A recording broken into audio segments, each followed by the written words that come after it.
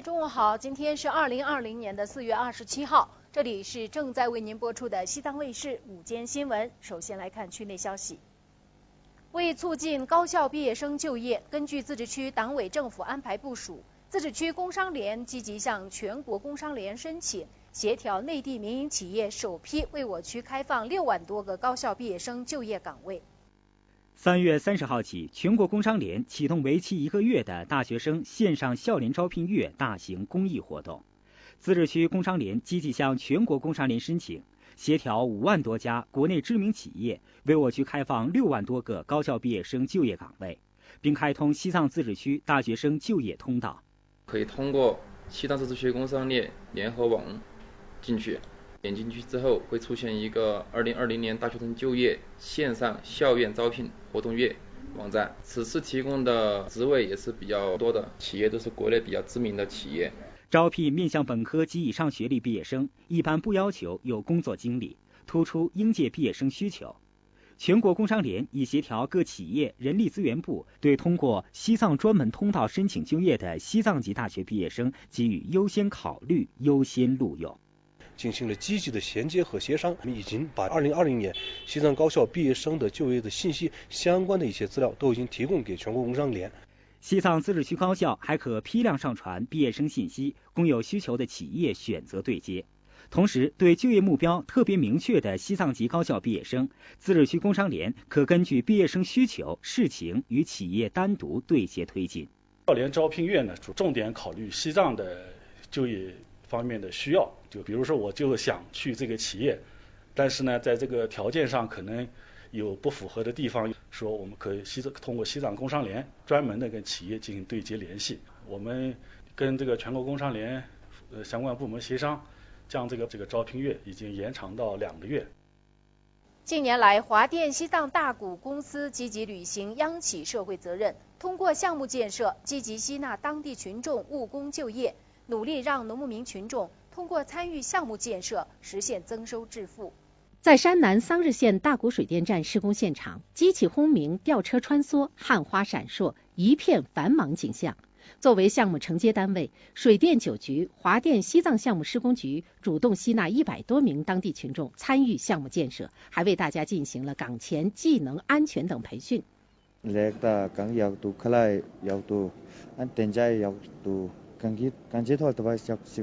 당안에 너로 니동 줄구 너로 양 공시 된자기 롭종다 된데 롭종 신배 건데지나 럽다 림버제제 야고제제 신의 공디들 야가지가 당기 今年有109个当地的人政务工，每天我们都要对这些工人进行这个班前的安全教育。华电大谷西藏分公司秉承央企担当，全力稳就业、保用工，通过大谷水电站项目建设，让周边群众走上了稳定致富的道路。我们积极履行中央企业社会责任，助力山南市打印脱贫攻坚战，常年吸收300余名当地群众到项目务工，累计增收近5000万元。春风已拂柳，项目建设亦生机勃勃。随着大谷水电站项目的深入推进，项目服务地方经济、带动群众增收的作用也将越发凸显。目前电站已全面进入主体工程建设，累计完成投资58.6亿元，缴纳税金1.1亿元。现正按照明年建党100周年首台机组投产发电的目标，全力推进项目建设。4台机组全部投产后，每年为当地增加税收超过1亿元。来看一组区内简讯。2019年，日喀则市加快健全社会保障体系，认真开展残疾人康复教育就业等工作。有意愿集中供养的特困人员供养率、孤儿集中收养率达到100%，城乡居民基本养老、基本医疗、失业、工伤、生育等保险参保率达到95%以上，社保体系更加健全完善。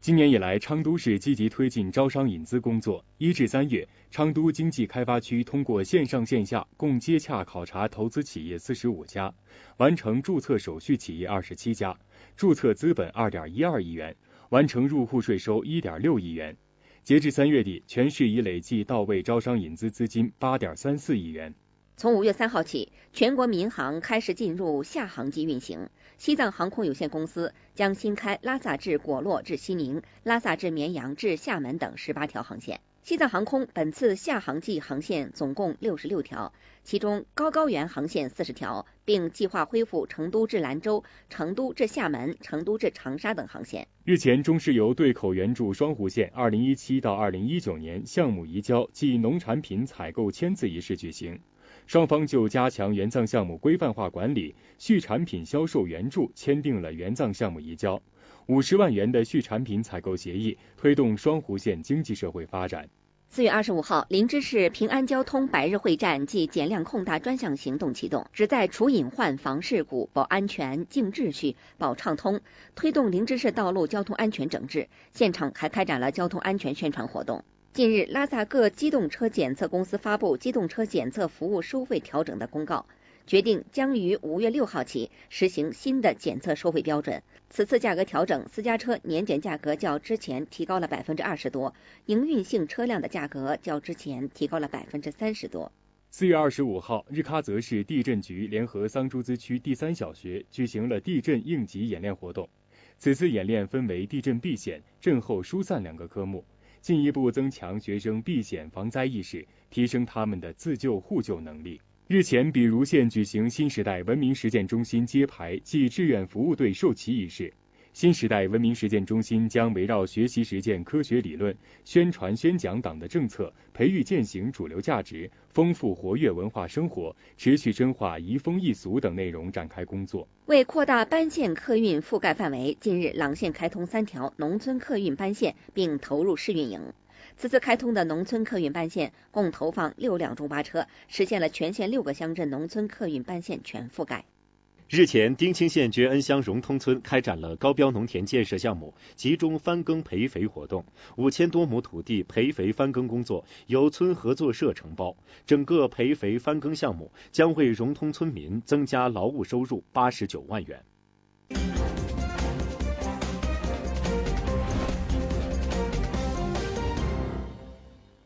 来看国内消息，在疫情取得初步成效后，全面复工复产的武汉市正在寻找新的经济新机遇，发力新基建就是方向之一。当前武汉市已经发力扩大了5G 基站建设，上下游产业链也迅速转动起来，武汉的5G 建设按下了快进键。在湖北武汉黄鹤楼附近的一处新改建的5G 基站，工人们正在往塔杆上加挂天线支架。目前这处基站上已经增添了2套5G 设备。工作人员告诉记者，今年武汉市5G 基站建设计划从原来的1.5万个增加到了2万个，他们也一下忙了起来。自3月23号公司全员复工后，他们新开工的5G 基站数已经超过了1500个。新基建需求旺盛，也带动着产业链上更多企业加足马力生产。在武汉，一家生产研发光电产品和智能装备的企业，在复工复产后就迅速恢复到忙碌状态。疫情期间，他们把研发工作搬到了线上，克服困难，持续自主创新。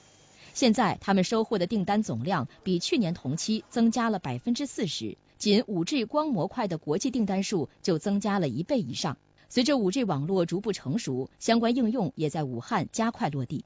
就在本月，中国联通决定将自己合资的智慧教育公司总部落在武汉，未来将依托 5G、云计算、大数据、人工智能等多方面创新能力，面向全国提供 5G 远程教育等服务。目前，世界最大集装箱班轮阿尔赫希拉斯轮26号在山东青岛港装载机电、化工等产品后，起航前往欧洲，开启了首航之旅。据了解，阿尔赫希拉斯轮将起航驶往鹿特丹、汉堡等全球大型港口。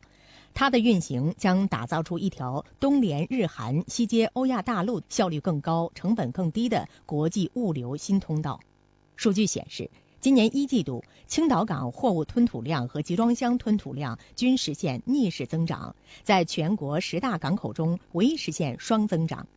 值得一提的是，受新冠疫情影响，各航运公司纷纷宣布停航或降低航次。但作为全球3大航运联盟的 THE 联盟，在几天前开通了中国北方首条中东直达航线，这也是今年以来山东港口青岛港新开通的第6条集装箱航线。